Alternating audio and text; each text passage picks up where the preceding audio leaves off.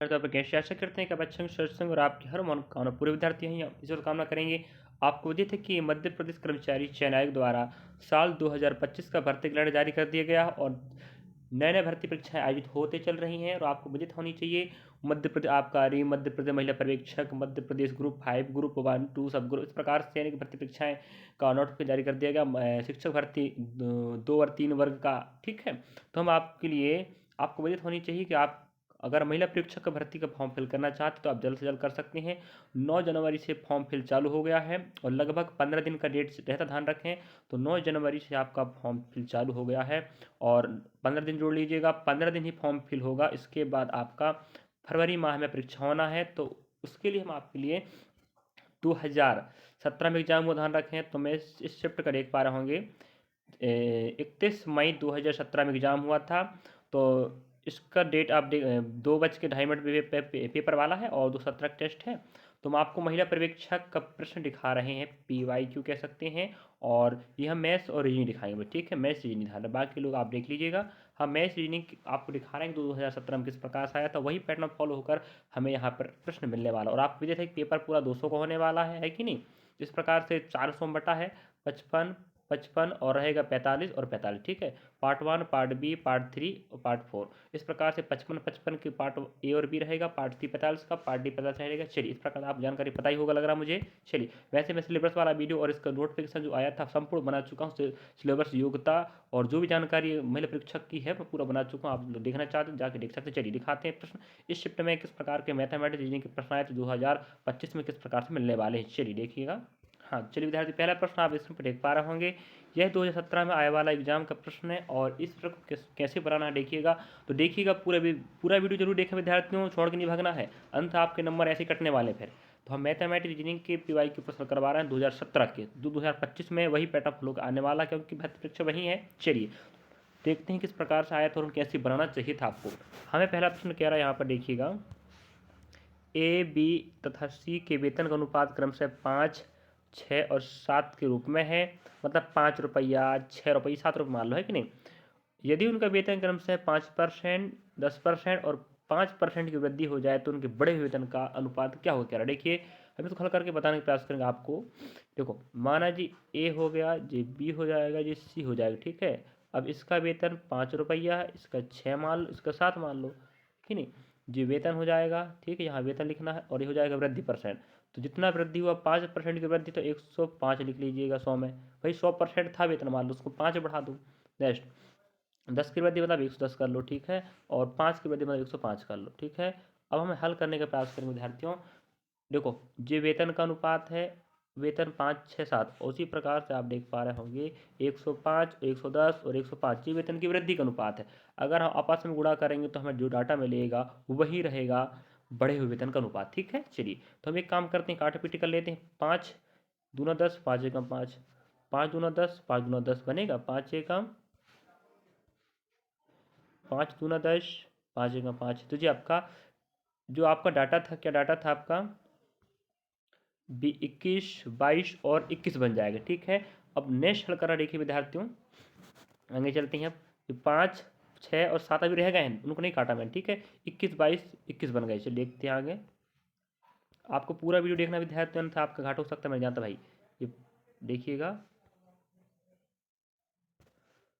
5, 6, 7 था, पहले वाला 21 आया था, फिर ये 22 आया था, फिर ये आपका 21 आया था। मैं गुणा करने की बात कर रहा था, क्योंकि वेतन और उसको वृद्धि गुणा करेंगे तो अपने आप आंसर आने वाला। चलिए गुणा करेंगे, 5 एकम 5, 5 दूना 10 आएगा नहीं आएगा बताएगा। चलिए और हम यहाँ करते हैं 22 है, 6 दूना 12, 6 दूना 12 हो जाए 13 हो जाएगा, ठीक है। 132 आएगा अनुपात। उसी प्रकार 7 एकम 7, 7 दूना 14 हो जाएगा, समझे।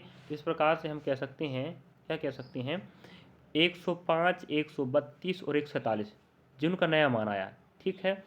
हम समझ पा रहे हैं आप लोग कि वेतन अनुपात में था, उसको मैं परसेंट वृद्धि से गुणा कर दिया, काट पीट के अनुपात बना रहा हूँ, छोटा रूप बना रहा हूँ। तो 105, 132 और आपके कितना 147 आया। अब इसको और छोटा करेंगे तब आंसर मिलेगा। पहली बार देखिए, अब छोटा कर बताते हैं, प्रयास करना समझने का प्रयास कीजिएगा। अगर हम विद्यार्थियों 3 से काटे, 3 से सभी अनुपात कर जाएंगे, जो हो जाएगा 3 तर का 9, एक बचेगा 3 पंजे 15 अब आप अनुमान लगा सकते हो पहले का जो मान है वो 35 होगा। हमें ऑप्शन कहाँ मिल रहा है? 17, 18, 35। बस आंसर यही है, क्योंकि इसके अलावा कहीं ऑप्शन है ही नहीं पहली बार। अब और काट लेते हैं। 3 चौके 12, एक बचेगा 3 चौके 12, तो 44 आया सेकेंड वाला। फिर 3 चौके 12, अभी हमारे पास 2 बचेगा, 3 नाम 27, जी आपका आंसर आ। तो 35:44:49 ये आपका आंसर हो जाता। इतना तो आपको हल करना ही नहीं पहली बार, यही से आपका आंसर आ गया था फर्स्ट वाले से, क्योंकि 35 आ रहा था, बाकी जगह ऑप्शन 35 था ही नहीं, है कि नहीं। तो इस प्रकार से प्रश्न आपको मिलेगा विद्यार्थी। थोड़ा सा लेंदी प्रश्न हो गया हल्का सा, तो हम प्रयास किए थे आपको समझाने का, मुझे लग रहा है आप समझ गए होंगे। चलिए ऐसे आप लोग आगे देखिएगा रीजनिंग मैथमेटिक्स के प्रश्न कैसे आ रहे हैं 2017 में, तो 25 में कैसे आएंगे, यही कॉन्सेप्ट रहने वाला है। चलिए नेक्स्ट प्रश्न हमें पूछ रहा है विद्यार्थियों जी, नेक्स्ट प्रश्न हमें किस टॉपिक का था आप समझ सकते हैं खुद ही। कितने वर्षों में 30,000 की धनराशि 5% वार्षिक चक्रवृद्धि ब्याज की दर से कितनी हो जाएगी?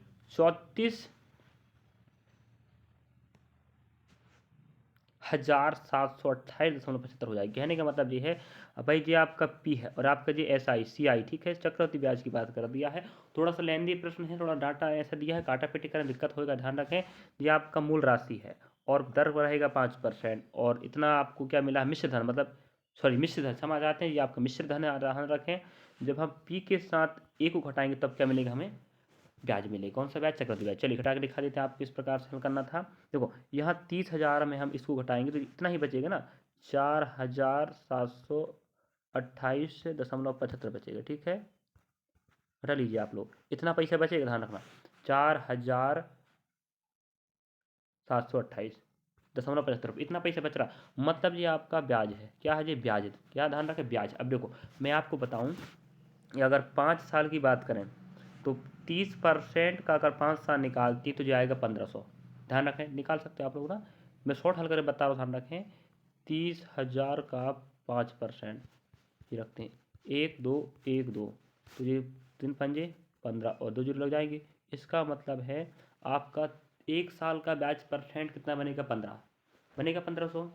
ध्यान रखें 1 साल का ब्याज 1500 है, और आप देख पा रहे होंगे ब्याज कितना है? 4728.75 रुपये, ठीक है, ध्यान रखेंगे। अब आप खुद दिमाग लगा सकते हो, देखिएगा मैं आप समझाने का प्रयास करूँगा यहाँ पर। चलिए तो यहाँ इतना ब्याज बन रहा है जी आपका, कितने साल का है जी? आपका 1 साल का ब्याज है। अगर हम बात करें ऑप्शन के हिसाब से, ऑप्शन देखिए, ध्यान रखें, SI ब्याज होगा तो बोल तो हम निकाल सकते थे आराम से, ठीक है, लेकिन SI ब्याज और CI ब्याज में अंतर होता है, ध्यान रखें। SI ब्याज थोड़ा अलग रहेगा और CI ब्याज बढ़ते हुए भागता है, पहले बता ना, पहले साल का 15 रहेगा, अगले साल का 15 नहीं होगा, वो और बढ़ जाएगा।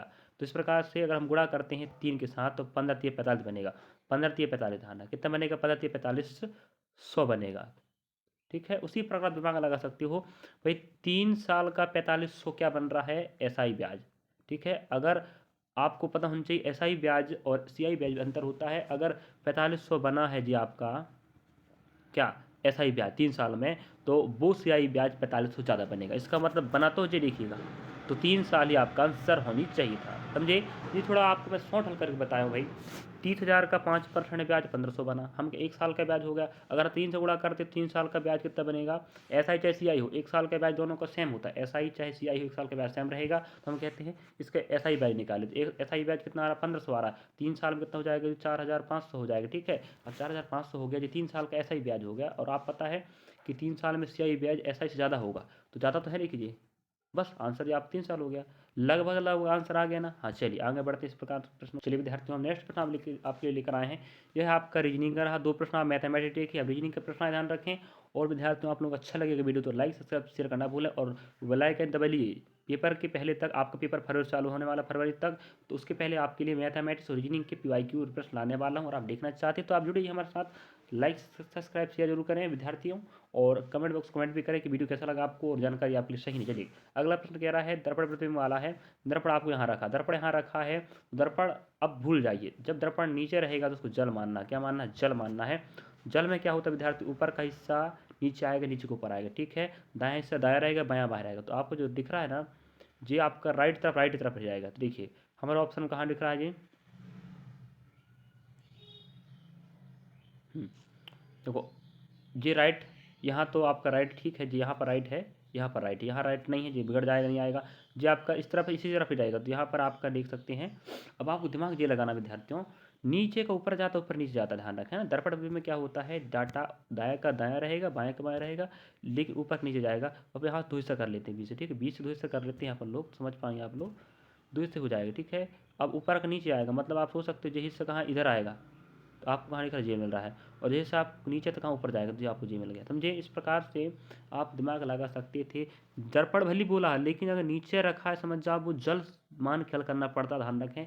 ये दर्पण प्रतिबिंब और जल प्रतिबिंब का कॉन्सेप्ट होता है। अगर आपको दिक्कत हो रहा था, आप दर्पण और जल प्रतिबिंब वाले अध्याय में हमारे रीजनिंग वाले प्लेस में जाकर देख सकते हैं, हम पढ़ा चुके हैं। चलिए तो आगे बढ़ते हैं, नेक्स्ट प्रश्न लेते हैं आपके लिए।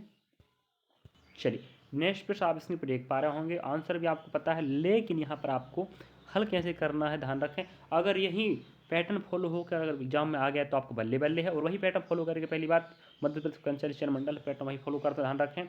17 के अनुसार पेपर बनाएगा वो। चलिए, यदि हवा को हरा कहा जाता है, देखो इसमें आपको ना समय बर्बाद नहीं करना है, देखना मैं आपको बता रहा हूँ हिंट, आप लोग पढ़ लीजिएगा, आलतू फालतू नहीं पढ़ना, हमें बोल रहा है तो साफ आसमान का रंग कैसा होगा, भाई आसमान का रंग नीला होगा ना, नहीं होगा।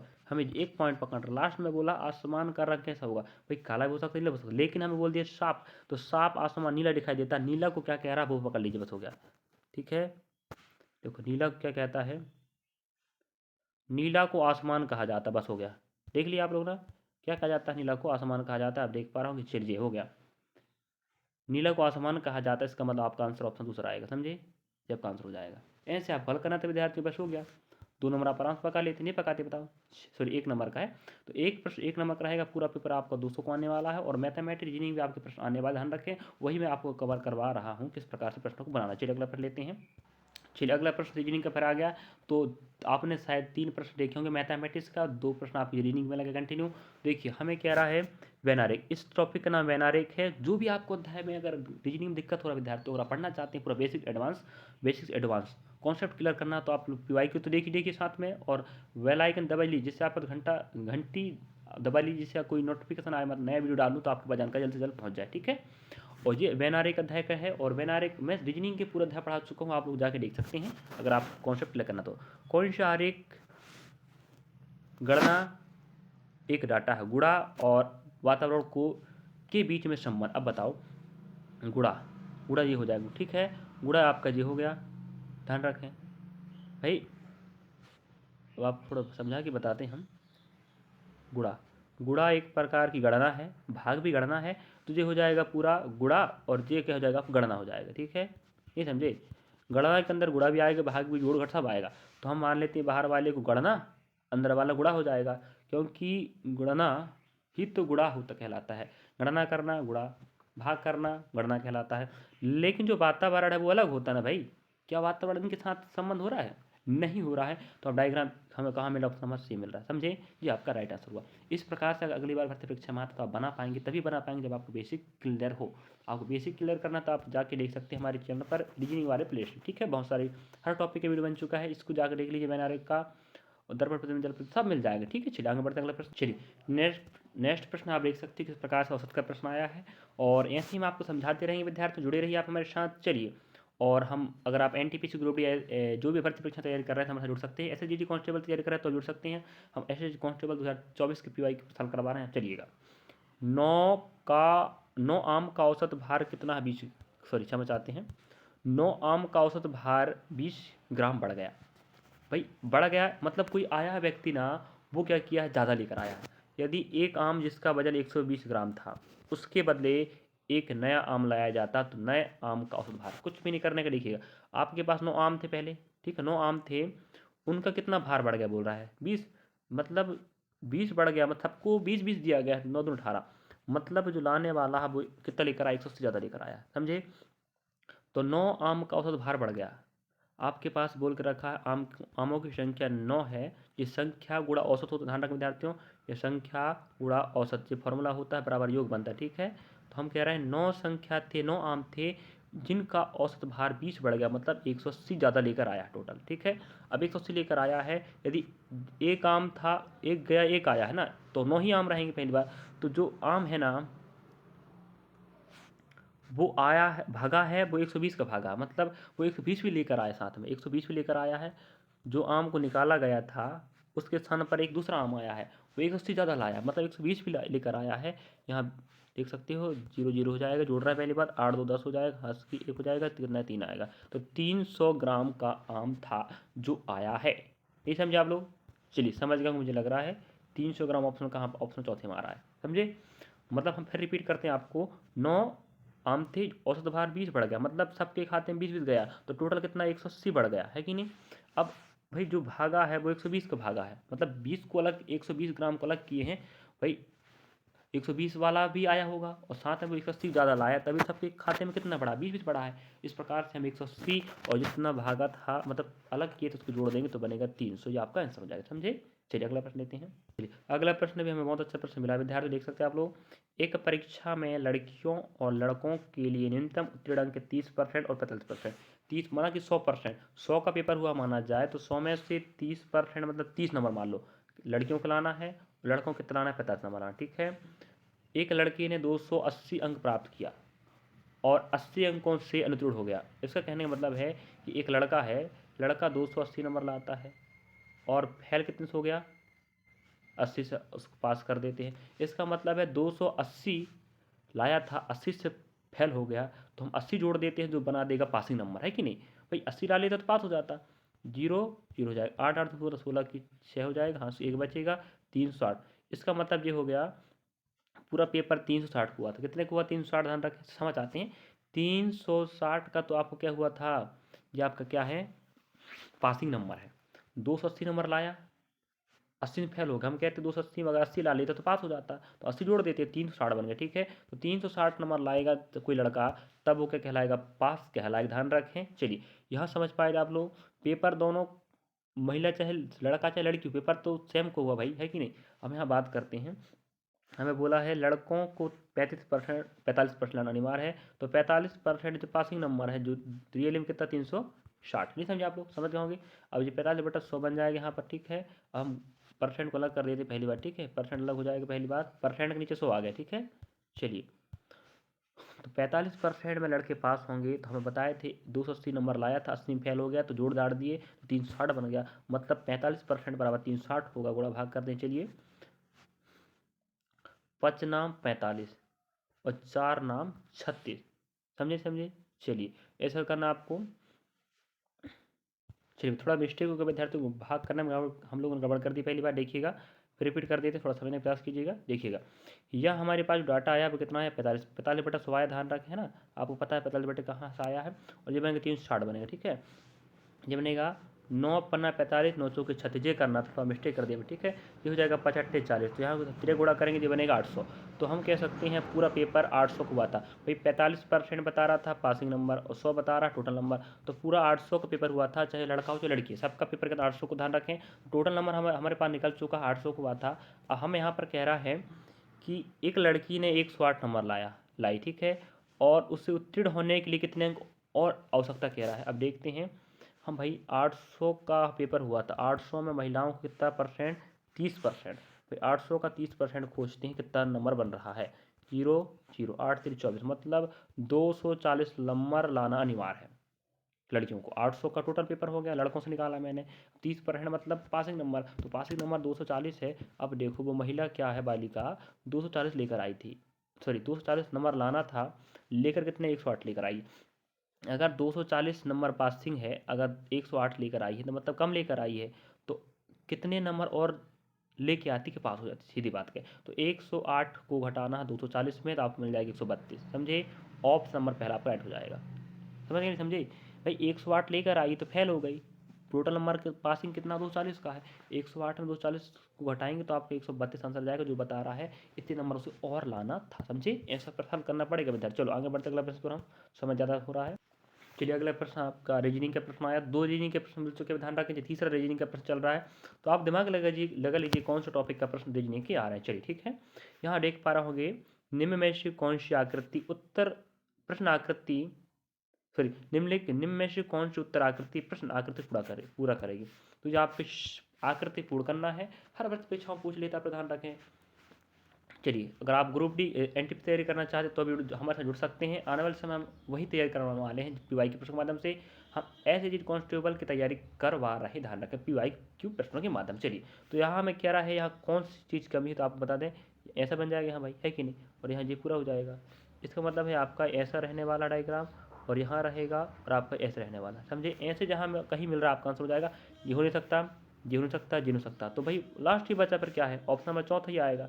ये समझे, बस राइट हो गया। इस प्रकार से आप 1 नंबर आराम से पका सकते थे। चलिए, हर प्रश्न 1 नंबर का ध्यान रखें। महिला पर्यवेक्षक रखें महिलाएं, और आपको पता होनी चाहिए कि आपका फॉर्म फिल चालू हो गया 9 जनवरी से। 9 जनवरी से आप फॉर्म फिल हो गया। अगर आप फॉर्म फिल नहीं किए हैं तो जरूर करें, और जल्द से जल्द करें। आप लड़के हैं तो भी अप्लाई कर सकते हैं, लड़कियां हैं तो भी कर सकते हैं। जो आशा पहले से आंगनबाड़ी कार्यकर्ता वो भी अप्लाई कर सकती है फॉर्म को। चलिए, आगे अगला प्रश्न लेते हैं। नेक्स्ट समयकार का प्रश्न आया है, बहुत अच्छे प्रश्न है। और जो विद्यार्थी मैथमेटिक्स में अगर सोचते हैं कि हमें दिक्कत होगा, तो आप दिक्कत ना लें, हमारे साथ जुड़िएगा। हम आपके लिए गणित रीजनिंग दोनों कवर करवाने वाले हैं। चलिए, शानदार समय हमारे पास बहुत कम है, लेकिन बस फरवरी आप एग्जाम शुरू होने वाला है महिला पर्यवेक्षक का। और बहुत आस लगाए विद्यार्थी आप लोग बैठे थे। जो विद्यार्थी पहले तैयारी करे उसकी बात उसके लिए अच्छा है, लेकिन जो विद्यार्थी लेट आया है उसको तो मेहनत करना पड़ेगा भाई। व्यक्तियों का एक दल किसी कार्य को 15 दिन में पूरा कर निश्चित करता है, लेकिन उसमें 2 व्यक्ति अनुपस्थित हो जाते हैं। मतलब एक व्यक्तियों का दल है जो किसी काम को करता है 15 दिन में पूरा, लेकिन अगले समय में क्या होता है, 2 व्यक्ति चले जाते हैं, तो शेष व्यक्ति उस कार्य को 20 दिन पूरा करते हैं।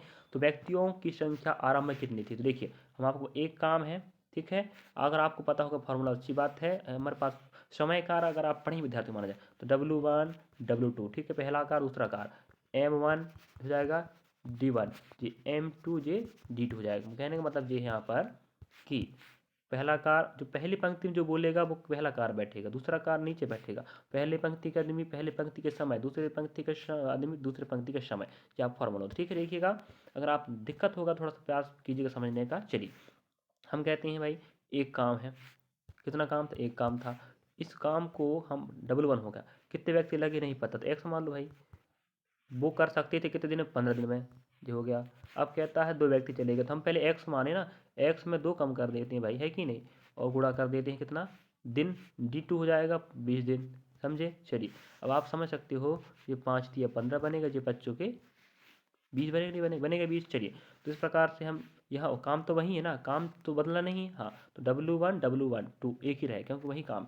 जैसे 3x हो जाएगा, तो हम 3x रख लेते हैं बराबर, ये बनेगा 4x, और यहाँ बनेगा 4 दूना 8, समझे।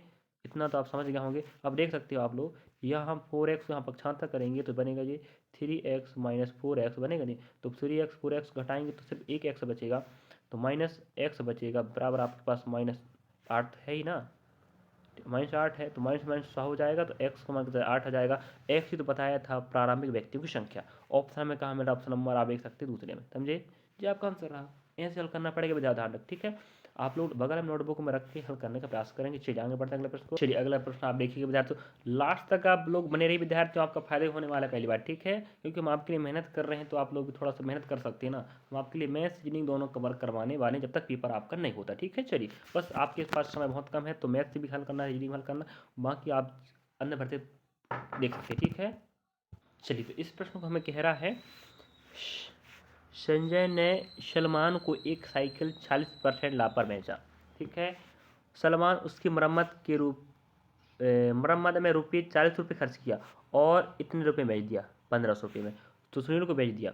मतलब संजय ने बेचा सलमान को, सलमान ने बेचा सुनील को, कितने में बेचा है, 1500 रुपये में। इस प्रक्रिया में सलमान को ना लाभ हो ना हानि हो। इसका मतलब है कि 1500 रुपये में बेचा सलमान ने सुनील को, तो उसे ना तो लाभ हो ना हानि हो। इसका मतलब है उसको बनाने में लिया होगा भाई, 40 रुपये कम कर देते, ठीक है। कहने का मतलब ये है, देखिए, अगर 1500 रुपये कीमत बेचा है तो उसको ना तो लाभ हो तो ना तो हानि हो, तो इसका मतलब 1500 में उसको खर्चा लग गया पूरा, उसको लेने और खरीदने में जो खर्चा मिला के लग गया, आप कह सकते हैं कितना, 1500 रुपये। तो हम कहते हैं 1500 में 4 कम कर देते हैं, तो 0 बच जाएगा यहाँ पर। यहाँ आपको हो जाएगा 10, 10 में आप 4 घटाएंगे तो 6 बचेगा, यहाँ आपका 4 बचेगा, जो कितना आएगा 14, आपका 60 आ जाएगा। इसका मतलब है कि उसने संजय ने सलमान को 1460 में खरीदा था, बेचा था। सलमान ने कितने में खरीदा, 1460 में। संजय ने बेचा सलमान को 1460 में, लेकिन सलमान ने 40 रुपया का लगाया, मरम्मत किया, और कितने बेचा, 1500 बेचा। तो उसको ना तो लाभ ना हानि हो रही, समझे। इसका मतलब उसकी जो कीमत थी वो कितनी, 1460 रुपये, ठीक है। चलिए, तो हम बात कर रहे थे, इसका मतलब ये हुआ कि संजय ने 1460 रुपये में उसको खरीदा होगा, सॉरी इतने बेचा है, समझ आती, किसको बेचा है जी, संजय को बेचा है। संजय ने सलमान को बेचा 1460 रुपये पर, और इसमें 40 रुपये कौन खर्च किया है, आपका सलमान ने रिपेयर पर, और उसके बाद तब बेच दिया 1500 में। अब उसको देखो, 1460 में खरीदा, 40 रुपये ठीक कराउंड लगाया, तो 1500 में तो उसकी कीमत बन गई उसकी, और इतने बेच दिया, तो इसमें में क्या रहा, ना तो लाभ ना तो हानि, किसको, संजय को, सलमान को, समझे। संजय ने 1460 में खरीदा, चलिए सॉरी बेचा है किसको, सलमान को। यहाँ देखना आप पहली बात, लेकिन कितने परसेंट लाभ पर बेचा, 40%, 40% लाभ पर बेचा, मतलब 40% लाभ पर, मतलब कितने पर बेचा है, 1460 रुपये पर। अब परसेंट के नीचे ध्यान रखें, ठीक है, परसेंट का डाटा नीचे जाएगा तो आप यहाँ 100 हो जाएगा, परसेंट हट छोड़ दीजिए, कितना गुना होगा, 10 गुना हो रहा है, समझे। सॉरी क्षमा चाहते हैं, कितना परसेंट पर बेचा है, 40% पर बेचा है, मतलब होगा ये 100 रुपया में 40 लाभ, तो 140 बनेगा, और बन जाएगा 100 रुपये, समझे।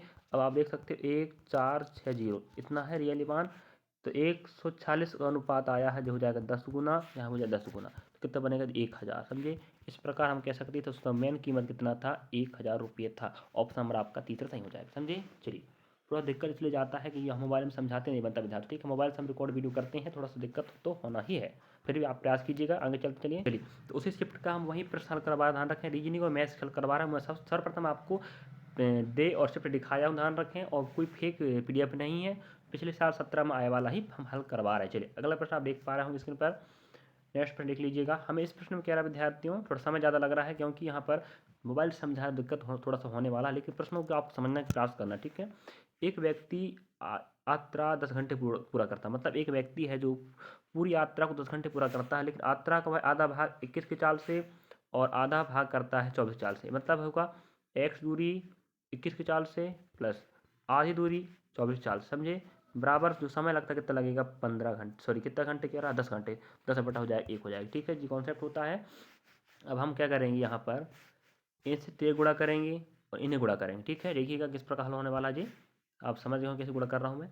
यहाँ हो जाएगा 21x प्लस 24x अपन हो जाएगा 21 गुणा 24, समझे, बराबर आपको हो जाएगा 10/1 आ जाएगा, ठीक है, एक रख ली, कोई दिक्कत नहीं है। अब हम क्या करें, इन्हें आपस जोड़ेंगे, कितना बनेगा जी, 4 5 45, 45x बन जाएगा, ठीक है, देखिएगा। अब हल कैसे करना आपको ध्यान रखें जी, 45x बन गया ऊपर का हल, नीचे आ जाएगा 21 आ जाएगा, गुणा आपके 24 आ जाएगा, और यहाँ 10 हो जाएगा आपका, इस गुणा यहाँ पर यहाँ x डालो, कोई दिक्कत नहीं, यहाँ x डाल लेते, ठीक है। चलिए, हम गुणा भाग करते हैं, 5 दूना 10 और 5 9 45 हो जाएगा, ठीक है। अब 3 तर का 9, 3 7 21 हो जाएगा, ठीक है। अब हम देख पा रहे होंगे यहाँ पर, अब क्या कहाँ हो गया, इतना पर बच्चा है, 3 8 24 हो जाएगा, ठीक है, 7 2 8 56 हो जाएगा, यहाँ गुणा करें 112 बन जाएगा, तो x का मान कितना आपका आ गया, 112 आ गया, ये तो एक ही x है ना, तो पूरा दूरी की बात कर रहा है, तो भाई यहाँ से यहाँ ये x था, यहाँ से यहाँ x था, तो इस x का मान 112, इस x का मान 112 हो जाएगा, 200 आपका 24 किलोमीटर राइट आंसर। ऑप्शन कहाँ मिल रहा है हमें, ऑप्शन नंबर हमें मिल रहा है तीसरा, समझिए, जो आपका राइट आंसर हो जाएगा। इस प्रकार हल करना पड़ेगा विद्यार्थी। अगला प्रश्न देखते हैं हमारे पास किस प्रकार का प्रश्न मिलता है। चलिए, अगला प्रश्न आप इसमें पर देख पा रहे होंगे, हमें कह रहा है निर्देश दिए गए विकल्प में से लुप्त पदों की घात करें। यह प्रश्न हमें अन्य भर्ती परीक्षाओं में बार बार पूछ सकते, ध्यान रखें। इसको हल करने का एक ही तरीका होता है, सबसे बड़ा समूह खोजना पड़ता है, ठीक है। आप देख पा रहे होंगे यहाँ NM है, तो और कहाँ NM बन सकता है, हम कहते हैं यहाँ M की कमी है, ठीक है, तो यहाँ M आ जाएगा, ठीक है, यहाँ ध्यान रखें। अगला, अब आप देख पा रहे होंगे यहाँ AN है, तो A के बाद N आने वाला, तो यहाँ N लास्ट N आएगा, तो हमारे पास लास्ट में सब जगह ऑप्शन NN पहली बार, ठीक है। अब हम देख पा रहे होंगे यहाँ, तो यहाँ N आ जाएगा, यहाँ रख स्थान खाली फिर, ठीक है। अब देखते ऐसा हमें क्या कहीं ऑप्शन मिल रहा है, देखिए यहाँ हमारे पास A है, M लास्ट में N होनी चाहिए ना, लास्ट में N होनी चाहिए, तो यहाँ N नहीं है, क्योंकि A के बाद एक, यहाँ हमें A के बाद N आएगा कह रहा है, और यहाँ कह रहा है N के बाद M आएगा, तो M बैठा दी भाई, तो यहाँ A है तो N आ जाएगा लास्ट में, तो यहाँ लास्ट N नहीं, तो आंसर हो सकता है पहली बार। अब देखो यहाँ हमें पीछे से तीसरा में क्या होनी चाहिए, M होनी चाहिए पीछे तीसरा, ठीक है, तो यहाँ पर M है, यहाँ पर M नहीं है, यहाँ पर M है, ये हो सकता है, ठीक है। अब आगे देखते हैं पहली बार, अगली पॉइंट आप देख पा रहे होंगे यहाँ पर M के बाद A आया, तो यहाँ एम है, यहाँ फर्स्ट ए आने वाला है, तो ऑप्शन यहाँ पर भी ए है, यहाँ पर भी है, ठीक है। अगला देखते हैं फिर हमारे पास यहाँ कह रहा है, हाँ एम के बाद ए आएगा, देख सकते हैं एम के बाद ए आ रहा है, तो यहाँ पर एम के बाद ए आनी चाहिए थी, यहाँ ए नहीं है, तो ऑप्शन में यहाँ पर ए है। इसका मतलब आपका ऑप्शन नंबर 64 राइट होगा, समझे। ये रहा आपका इस प्रकार के प्रश्नों को हल करने का तरीका। तो हमें क्या करना पड़ता है, सर्वप्रथम सबसे बड़ा समूह खोजते हैं, अगर वो और कहीं बन रहा तो बनाना पड़ता, और बनेगा ही बनेगा, ठीक है। अगला प्रश्न देख चलिए, इस प्रश्न को मैं आपके लिए होमवर्क के लिए छोड़, ध्यान रखें, यह प्रश्न आपका होमवर्क रहने वाला ग्रह का, तो आप लोग बताने की कोशिश करेंगी, ध्यान रखें। पहले आपको जोड़ना है, फिर आपको घटाना, मतलब बोर्ड मास रूल, तो बोर्ड मास रूल लगाएंगे, उसके बाद आपका आंसर आने वाला, ठीक है, ध्यान रखें। चलिए आगे बढ़ते हैं विद्यार्थियों। नेक्स्ट प्रश्न की बात करें तो आप देख पाएंगे, चलिए कंटिन्यू प्रश्न नहीं मिलने वाला, ध्यान रखें, ठीक है। चलिए अब अगला प्रश्न आप देख सकते हो, यह रीजनिंग का प्रश्न है, उस प्रश्न का आपको आंसर बताना है, कमेंट बॉक्स में ध्यान रखें। अगला प्रश्न आप देखेंगे रीजनिंग का प्रश्न है, तो आकृति में लुप्त संख्या उसको खोजो कह रहा है। देखिए हम यहाँ दिमाग लगाते हैं, ये बनेगा 7, 7 देखो दिमाग समझने काम करने की पहली बार, 7 हमारे पास 7 का स्क्वायर 49 होता है, अगर उसमें मैं कितना जोड़ दूँ, 2 जोड़ दूँ, तो क्या बनेगा 51, ठीक है। मतलब 7 का स्क्वायर कर 2 जोड़ो, यहाँ 6 का स्क्वायर कितना होता है, 36 होता है, और 36 में जोड़ेंगे 4, कितना बनेगा, 40 बनेगा, ठीक है। मतलब पहली संख्या का स्क्वायर करो, यहाँ हमें कह रहा है 5 का 25 बन जाएगा, और हमें यहाँ बराबर में कितना 28 चाहिए ना, 28 चाहिए, मतलब कितना होना चाहिए, 3 होनी चाहिए भाई। 5 का स्क्वायर हो गया 25 हो गया, यहाँ 3 होगा तभी जोड़ेंगे ना, 28 बन जाएगा। इसका मतलब यहाँ ऑप्शन नंबर बी होनी चाहिए था, समझे। ये रहा आपका हल। अगला प्रश्न देख चलिए, चलिए अगला प्रश्न आप देख पा रहे हैं, कथन निष्कर्ष का प्रश्न, इस प्रकार का प्रश्न पूछता है, तो आपको कथन स्टेटमेंट पढ़ना है, ठीक है। पहला कथन, दूसरा कथन, तीसरा कथन, उसके बाद निष्कर्ष आपके पास रहेंगे, एक या दो सकते, 3 कथन आपके पास रखें, ध्यान रखें। चलिए अब डायग्राम बना के बताते हैं किस प्रकार हल करना है। पहला हमें कह रहा है सभी फल शेर हैं, तो ये आपके फल हो जाएंगे, ठीक है। अब सभी फल क्या है, सबके सब शेर कह रहा है, जी हो गए शेर, ठीक है, जी हो गए शेर। तो नेक्स्ट कहता है सभी शेर लोमड़ी हैं, तो हम लोमड़ी बना देते हैं भाई, चलिए जी सभी के लिए जो हो गया सभी, ठीक है, सभी सभी कह रहा है, ऐसा बनेगा। अगला कहता है कुछ लोमड़ियाँ हाथी हैं, तो अब हमें कह रहा है कुछ लोमड़ियाँ हाथी, तो लोमड़ी के लिए हाथी जी हो जाएगा आपका, कुछ हो गया, ठीक है, इस प्रकार से बनाना पड़ेगा। अब देखिए जो आपका डायग्राम बन गया, डायग्राम बनने के बाद आप कह रहा है वो निष्कर्ष पहला, सभी फल लोमड़ी हैं, देखो आपका फल अंदर वाला है, और आपका लोमड़ी कहाँ है, सबसे कुछ लोमड़ी हाथी हैं, ठीक है। तो आपके पास लोमड़ी जी है, तो क्या सभी फल लोमड़ी हैं, बिल्कुल सही बात है। देखो ये जितने सारे फल हैं सबके सब तो लोमड़ी है ना, आपका सही हो गया, समझे।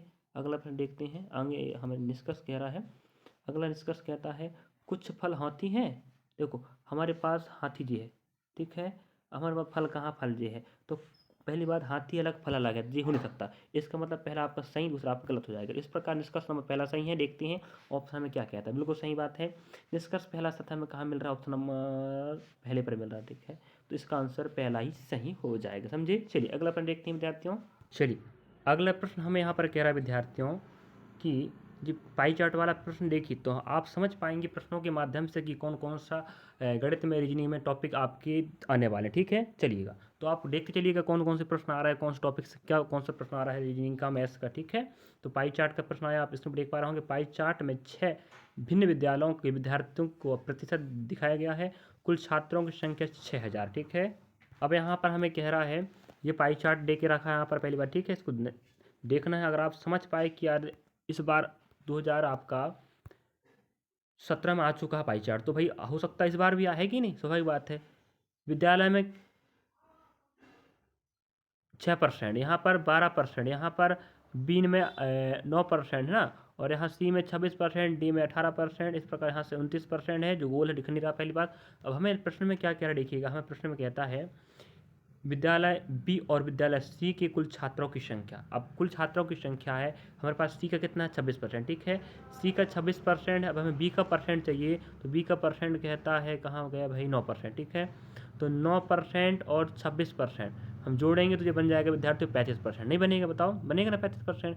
तो कुल मिला के ए बी और सी मिला के बन रहे हैं 35%। चलिए अब ये 35% बन गया, अब हमें कह रहा है कुल छात्रों की संख्या बताओ कह रहा है, तो भाई 35% अपॉन 100 बना देते हैं। टोटल विद्यार्थी कितने आपके हैं, परसेंट में 100 अनुपात में, रियल में कितने आपके 6000 है कि नहीं, 1 2 1 2 कितना गुना हुआ ये 60 गुना, समझे। यहाँ में हम गुना कर देंगे 60 तो निकल जाएगा आंसर आपका। जीरो तो आने वाला है, 5 छक्का 30 हो जाएगा, बच्चे के 3 और 6 18 19 20 21, आपका 21 हो जाएगा। मतलब बी और सी मिला के आपके पास 2100 स्टूडेंट होंगे, समझे। ये आपका हल हो गया। ऐसा हल करना तो पहली बात। अगला प्रश्न देख चलिए। चलिए अगला प्रश्न आपके समझ दिखाई दे रहा है, इसको मैं होमवर्क छोड़ने वाला हूँ। अगर आप तैयारी कर रहे हैं विद्यार्थी, आप पढ़े लिखे हैं तभी तैयारी कर रहे हैं भैया। महिला पर्यवेक्षक की तैयारी कर रहे हैं, इसका मतलब पढ़े लिखे समझदार है। तो हम अब समय थोड़ा ज़्यादा हो रहा है विद्यार्थी, इस चक्कर से मैं सोच रहा हूँ कि आप खुद भी बना सकते हैं कुछ प्रश्नों को। अब मैं प्रश्न दिखा दिया किस प्रकार सत्र में आया था, कौन सा प्रश्न आया था, कौन सा टॉपिक का क्या आया था। मनिक दक्षिण दिशा की ओर चल दौड़ना शुरू करता है। 25 मीटर दौड़ने के बाद वह उत्तर की ओर मुड़ जाता है। 30 मीटर दौड़ने के बाद वह पूर्व की ओर मुड़ जाता है और 20 मीटर दौड़ता है। वह फिर दक्षिण की ओर मुड़ता है और 20 मीटर दौड़ता है। वह अपने आरंभिक स्थान से कितनी दूरी पर है। तो ये आपका ये समय डिस्टेंस का, ठीक है, डिस्टेंस वाला है। क्रमांक क्या है आपका, डिस्टेंस वाला है, ध्यान रखें। तो इस प्रकार से आपको, जिसे हम कहते हैं दिशा परीक्षण, ठीक है, क्या बोल दिशा परीक्षण, ठीक है, डायरेक्शन टेस्ट का है। तो आप समझ गए कि डायरेक्शन टेस्ट का पेपर प्रश्न पिछली बार आ चुका है, इस बार फिर आ सकता है कि नहीं। तो इसको बनाने का आप काम करेंगे, ठीक है। चलिए अगला प्रश्न आप देख पा रहे होंगे यहाँ पर। तो निम्न आकृति में त्रिभुजों की संख्या कितनी कह रहा है, त्रिभुजों की संख्या कितनी कह रहा है। मैं आपको आंसर दिख रहा 28 है, ठीक है। लेकिन आपको होमवर्क रहने वाला आंसर कैसे आएगा आपको खुद निकालना है। नहीं निकालते बन रहा तो निकालिए, खोजिए, बिनिए, निकालिए। तो आप इस दिए गए प्रश्न आकृति से क्या निकालेंगे, आप निकालेंगे आकृतियों की संख्या, मतलब कौन सी आकृति, त्रिभुज, ठीक है। त्रिभुज निकालने का एक तरीका होता है। अगर आपको दिक्कत हो रहा है तो आप लोग हमारे रीजनिंग के प्लेलिस्ट में जाकर देख सकते हैं। सब्सक्राइब कर लीजिए विद्यार्थी, ठीक है। सब्सक्राइब करें, लाइक करें, सब्सक्राइब शेयर सब कुछ करें, कमेंट बॉक्स में कमेंट भरें और साथ में अगर आप बेल आइकन दबा लेते हैं जिससे आपका नवीनतम जानकारी वाला कोई वीडियो अपलोड करता हूं मैं तो आपका सर्वप्रथम जानकारी पहुंचे। चलिए अगले वीडियो मिलते हैं आपको हम। तो आपको वीडियो कैसा लगा विद्यार्थी, इस प्रकार से हम आपके लिए मैथमेटिक्स इंजीनियरिंग के प्रश्न लेकर आए थे। चलिए अगले वीडियो मिलते हैं आपको हम। अच्छा लगा जरूर लाइक सब्सक्राइब शेयर करना भूलें। थैंक यू, धन्यवाद विद्यार्थियों। हम आपके लिए फरवरी तक आप पेपर होगा, ध्यान रखें फरवरी में, ठीक है। तो हम फरवरी तक आपके लिए PYQ प्रश्न लेने वाले हैं, मैथ्स और रीजनिंग का। चलिए।